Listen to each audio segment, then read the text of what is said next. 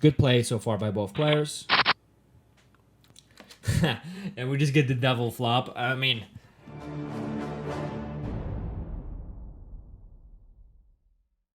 first hand. It's very funny. The big blind player is called boerderij, which means farm in Dutch. So I would bet my left nut that this guy is in fact Dutch. Let's see what happens. Poker Klokka is also a Dutch player, a very good one. S. Napoleon is a newer reg, whom we haven't seen much at higher stakes, but I haven't seen anything bad from him. Yomiko Basiko is also a newer reg, but he's been playing everybody lately. Also a good player. Zerifula is an old school reg who likes to short stack. We've got the blue avatar, that's Moon and Star for sure, and boerderij I've never played with, so let's see what happens. So first hand, we've got Napoleon open raising the button with Queen Jack suited, definitely standard. Now he's got to be a little bit careful here because the big blind only has 11 big blinds, so he's going to get shoved on, and Queen Jack suited would be an easy call against that shove. So he's going to raise a little bit smaller and a little bit tighter.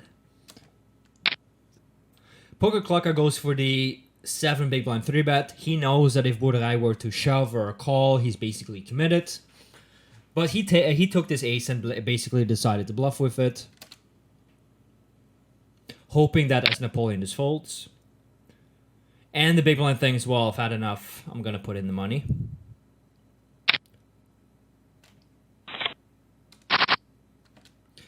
Alright, so we see a flop of 6-4 deuce, which is a board that doesn't hit Poker Klokka very well.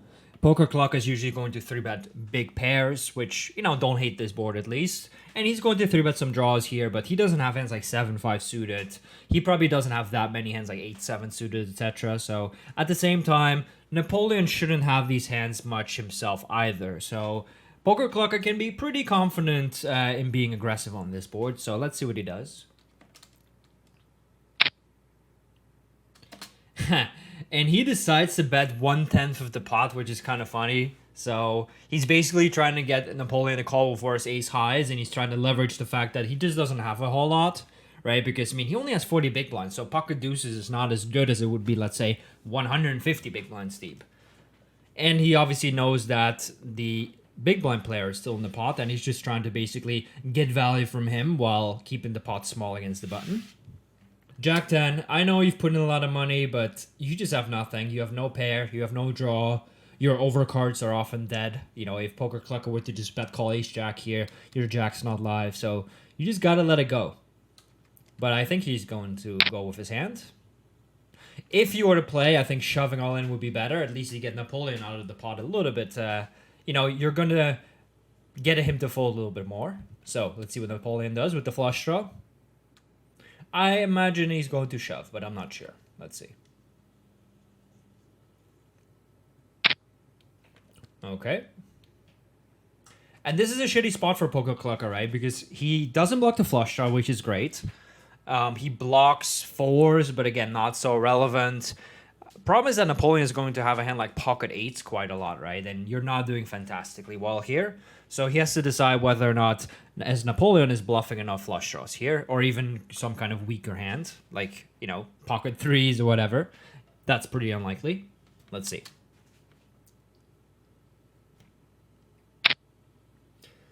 So he does go with the hand, and boerderij probably has the odds to call somehow. Let's see who wins. I'm guessing Poker Klokka is going to win.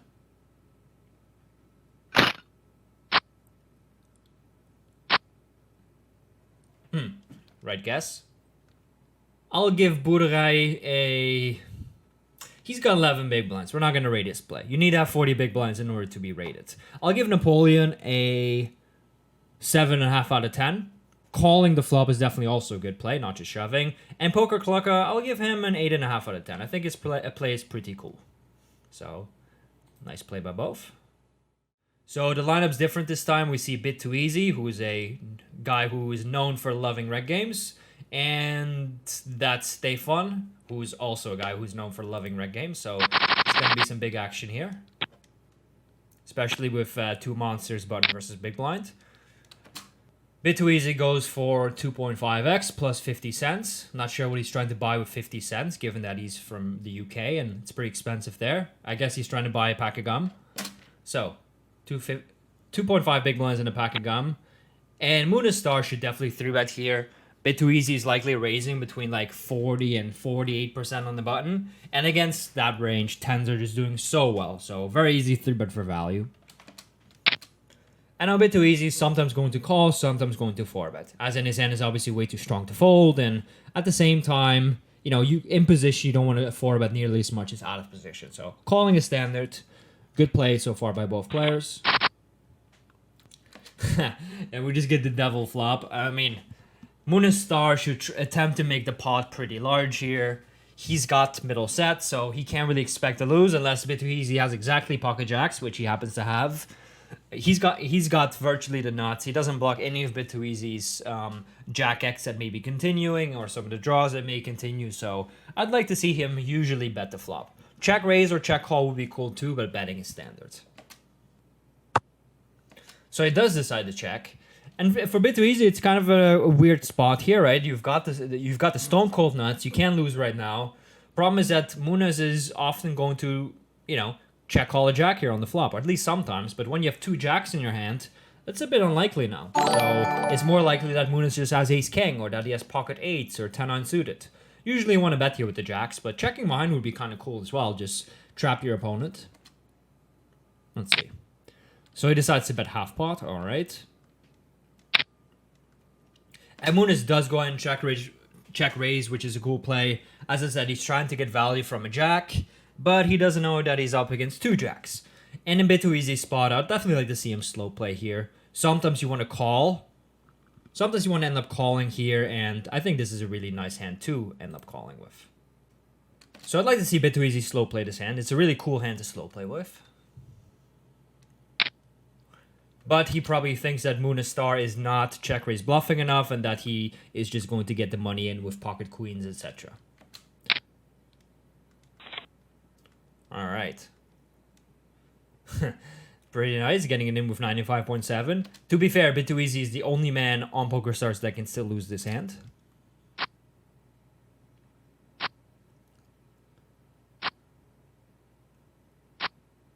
But even he is lucky enough to hold here, so...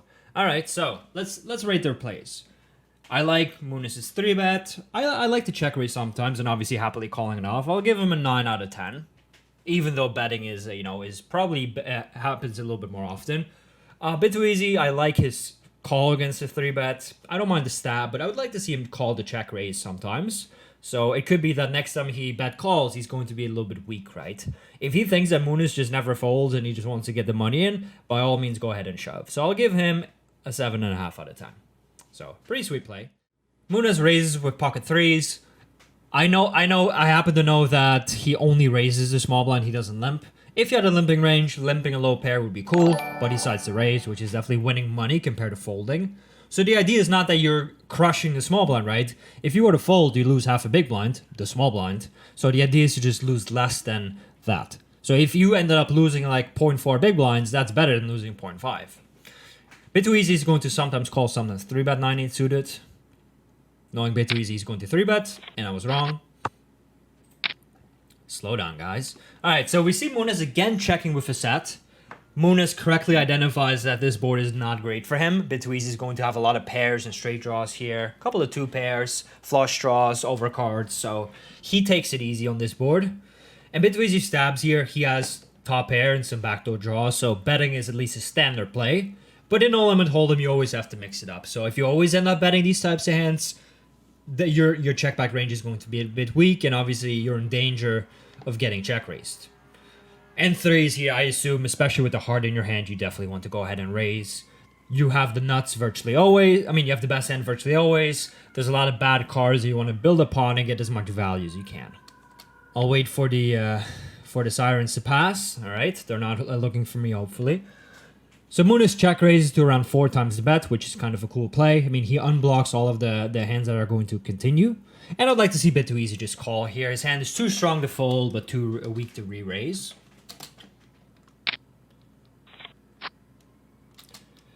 And this queen doesn't really help anybody too much. So Bit2Easy could have hand like queen 6 or maybe like queen 9 of hearts. But other than that, he doesn't really hit the queen much. And then Moonistar also doesn't.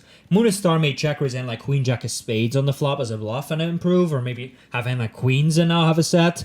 But again, it's not super relevant. So I assume a big bet is going to happen.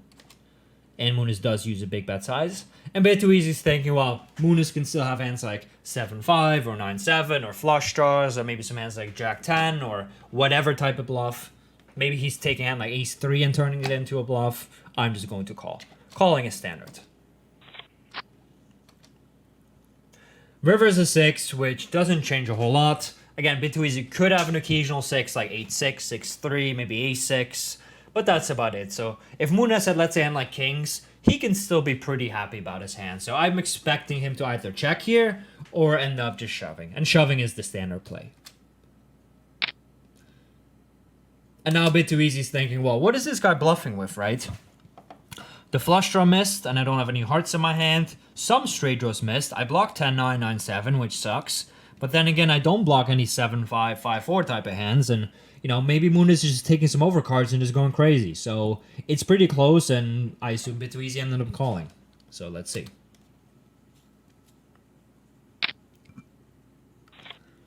He calls, and 2 pair no good. Moonis has the full house.